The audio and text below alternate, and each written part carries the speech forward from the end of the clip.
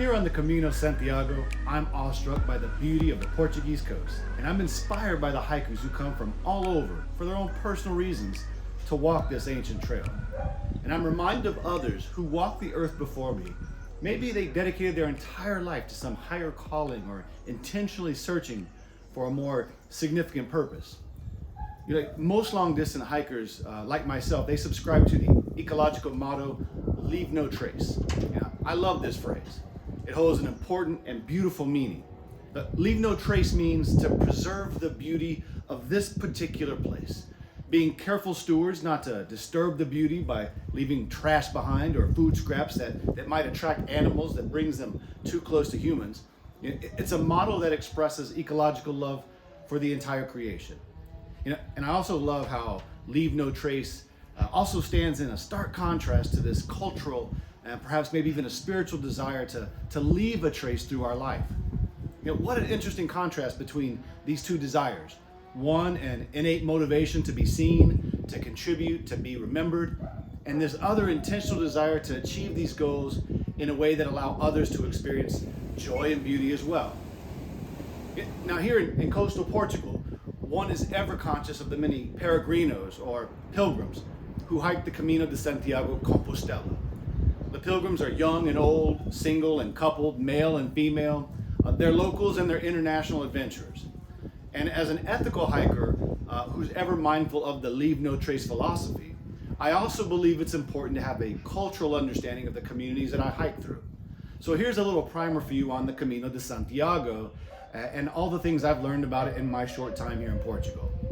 The Caminho de Santiago is translated in English as the Walk of St. James. The Camino was, or is also sometimes called the Way of St. James.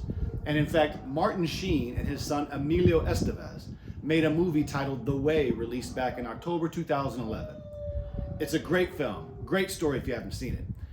The Caminho de Santiago is actually, it's not just a trail, but it's rather a network of pilgrimage routes that lead to the shrine of the Apostle St. James the Great in the Cathedral of Santiago de Compostela in Galicia, Spain. Now that's just about 2.5 hours north of me. While the most popular route is the Camino Frances, which starts in France and crosses the Pyrenees into Spain, there are several other routes that converge onto the Santiago de Compostela from different parts of Europe, including right here in my backyard in Porto, Portugal. And you can hear dogs right now that are barking at the pilgrims who are walking by. The Camino de Santiago is believed to have been walked by the Apostle St. James, who is considered the patron saint of Spain. And he walked this on as he embarked to spread the good news concerning Jesus Christ here in the Iberian Peninsula. Well, what good news are you talking about? Well, I'm glad you asked. It's a great question. And I'm going to share my thoughts on that just a little bit later. But more about the cathedral. So the cathedral in Santiago de Compostela, which is the final destination of the pilgrimage, it's one of the most important Christian pilgrimage sites along with Jerusalem and Rome. And its significance has been recognized by the church for centuries. Here in Portugal, the most popular route is the Caminho Português, and it starts in either Lisbon or Porto, depending on who you ask, and it follows the coastline or inland through the countryside, passing through several historic towns and cities along the way. Some cities such as Coimbra, Braga. The Caminho Português, it's significant in Portugal as it's a symbol of culture, history, and spiritual heritage, and it's a living tradition that continues to inspire and connect people from all walks of life. And it's a long history, and it dates back to the Middle Ages when pilgrimages from Portugal and other parts of Europe, they made their way to Santiago de Compostela. Today, the Camino is still a popular pilgrimage route, and it attracts thousands of people every year. And they come from all over the world. And it's one of the 3 traditional Christian pilgrimages behind both Rome and Jerusalem. I love what Rabbi Abraham Heschel says about faith. He says that faith is not the clinging to a shrine, but an endless pilgrimage of the heart. I love to stop and think about that as I'm out here hiking a little bit. These other pilgrims here, that they remind me that all of us are on a particular life journey. Each of us are a leading player in our own life story, and yet somehow our journeys, our stories are all interconnected. There's a shared experience to our journey in life, and I love talking with fellow sojourners about their personal stories. I learned that we have shared dreams and common fears. We have shared questions about life and matters of faith. So why do these people, these so-called pilgrims, why do they go on long hikes or pilgrimages? Well, I found in talking to folk, there's a number of reasons, but I wanted to share with you the top 5 reasons that people tell me that they have decided to hike the Caminho de Santiago here in Portugal.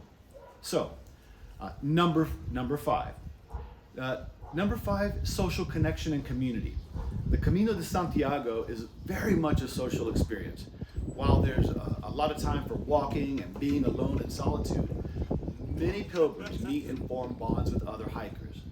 The shared experience of hiking the Camino can create a sense of camaraderie and community, and for some, this is the most meaningful aspect of the journey. So, it's common at the end of the day for hikers to meet over a communal meal and talk about the day's events, talk about their adventures. What sights did you see? Did you see any animals? Are there any interesting landmarks that I missed? Any buildings, people? I have to believe that Jesus himself would love the community aspect of hiking the Camino de Santiago most of all. I suspect that Jesus and his disciples probably did the same thing in their day, gathering around a meal and talking about the day's events and the important things in their life. Number 4, people hike for a cultural and historical interest. As I already shared, the Camino is a rich cultural and historical treasure. There's many historical churches, monasteries, and castles along the way. People stop in these ancient villages. For people that are interested in history and culture, hiking the Camino can be a way to connect with the past and gain a deeper understanding of the traditions and heritage of the regions from which they're passing. Jesus was certainly attuned to historical and cultural witnesses. As a rabbi, as a Jewish rabbi, Jesus taught in the temple, and one can only imagine how his disciples, both men and women, followed him throughout the Judean countryside, witnessing his acts of kindness and compassion, how he reached out to those in greatest need. It's in this way that Jesus was a cultural and historical reconciler. I would recommend you check out the book of John, particularly chapter 4 in the Bible. It's one of my favorite narratives in the entire Bible. And it's about Jesus being on a walk and encountering folks that are different. Let's go with number 3. It can be a physical challenge, hiking the trail. And so, physical exercise, maybe some sort of physical fitness goal, that's a major draw. This route covers hundreds of kilometers, and it's often steep, rocky terrain. It requires stamina, endurance, and perseverance. Completing the Camino can be a major achievement, and it's a source of pride for many people. Back in 2010, I agreed to hike the entirety of the Appalachian Trail with my son. While this was emotionally and spiritually fulfilling, probably the most that I've ever undertaken, it was absolute hell on my physical body. By day 4 of a planned 4-month expedition, my knees were swollen to the size of an American football. Hiking long distances takes a significant toll on the body, no matter your physical fitness. Long distance hiking, it requires a ton of stamina, lots of prayer. And while the Camino is not the longest hike, or near the elevation, the ascension, descension of other hikes like the Appalachian Trail, walking long distances is physically exerting. And so completing a long hike, that's something to be proud of. Reason number 2. Number 2 is personal growth and reflection. A lot of folks come out here for solitude, and it can be an opportunity for growth and reflection. These long and oftentimes solitary walks through beautiful landscapes and ocean sides, they can be a chance for pilgrims to reflect on their life, set new goals, maybe gain clarity about purpose and direction. Sometimes people just want to get away and unplug. Sometimes that means planning an escape from the hustle and grind of everyday life. And again, I can't help but think how Jesus would often retreat and pray in solitude, and what his example might mean for modern day pilgrims. Luke 4 and 42, Jesus is preaching in the synagogue, and Luke 4:42 says, at daybreak he departed and went off into a deserted place, and the crowds were looking for him, and when they reached him, they wanted to prevent him from leaving them. So even Jesus looked to get away sometimes and to recharge. So that leads me to number 1. The number 1 reason people hike the Camino, no surprise, it's spiritual and religious reasons. For many people, the Camino de Santiago is a pilgrim with both deep spiritual and religious significance, And I mean, this is the very same dirt that is believed to have been walked by the Apostle St. James. And he shared the life stories, teachings, and what all of that meant about Christ with others. And many pilgrims hike it as a way to deepen their faith. Maybe they're seeking enlightenment, some sort of, revelation. One can't help but reflect on this guy, James, who was one of the very first people to see and hear Jesus, to live alongside this Jesus who's adored by billions of people for more than 2,000 years now. James heard firsthand Jesus' instruction, and it's captured in the book of Matthew. He says, "Go therefore and make disciples." Matthew 28 and verse 19. I hope that you consider the good news that St. James was so compelled to share as you hike along the Camino de Santiago.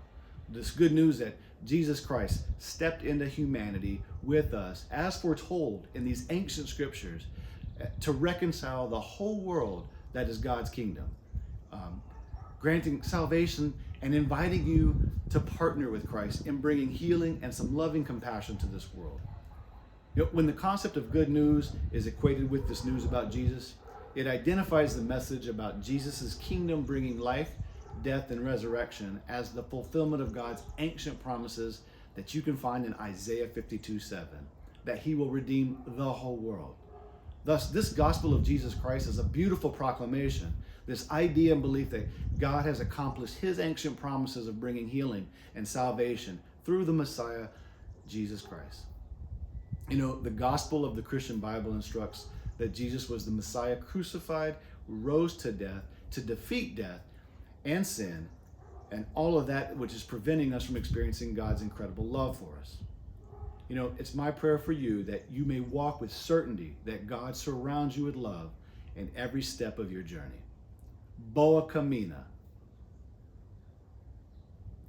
This is a special message to my group. Look, this particular project that I'm sharing with you is primarily directed to hikers. More specifically, I'm situated about 3 to 5 days from the beginning of the Portuguese leg of the Caminho de Santiago, and just about a 3-hour drive to the termination point.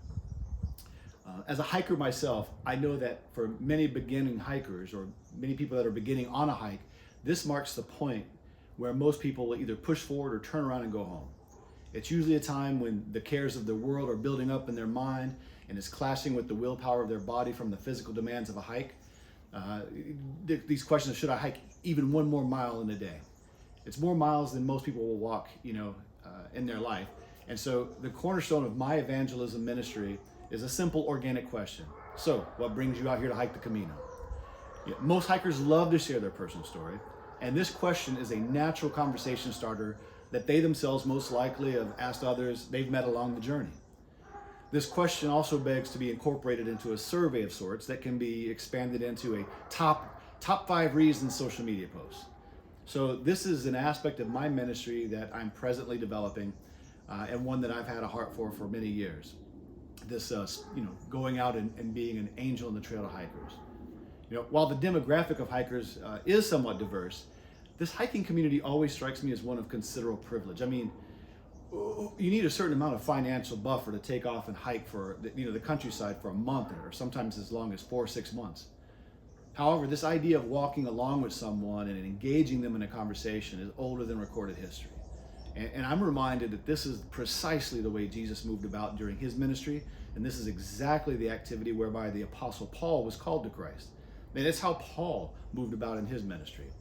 So when Jesus tells the disciples in Matthew 10:9, take no gold, silver, copper, no bag for your journey, 2 tunics, sandals, staff, he's preparing them to travel light and to remain dependent on him, working through the community of others, such as the way of the pilgrims that are on this hike. So before I enrolled in this course, I was already planning to invest in a ministry to pilgrims who are hiking the Camino de Santiago. When I hiked the Appalachian Trail in 2010 with my son, we encountered many of these so-called trail angels along the way. And these are just people for no reason, no other explanation. They just show up in the time of great need. And I love these kind of pop-up ministries, if you will, that are hyper-local, hyper-specific. They're nitty-gritty, they're face-to-face, they're low budget, they're high impact, and they cause us to listen.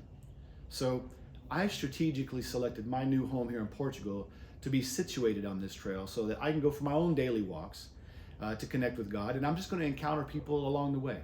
I do this already. So thank you, Dr. Bantu. Thank you, Dr. Ra, for granting me this structure and this discipline to get my personal ministry underway right away. One more bonus before I go. To share in preparing for my event, I learned that there are other ministries in place already through Hostel, for example. It's a few hours north of me, whereby they have communal meals for hikers. What I don't know is there some sort of existing network that connects the various ministries along the way? I think this is an interesting opportunity to provide a continuum of care for people that are out here hiking this trail. And this is something that I'm gonna look to investigate following this project. So thank you, class, very much. I would love your feedback on the video that I've shared. I have not posted this on social media yet because I find it as a work in progress. And I have a high expectation for production value that I want to incorporate into it. So any feedback you provide is only going to make this better as I continue this ministry. Thank you. God bless. And have a fantastic journey yourself.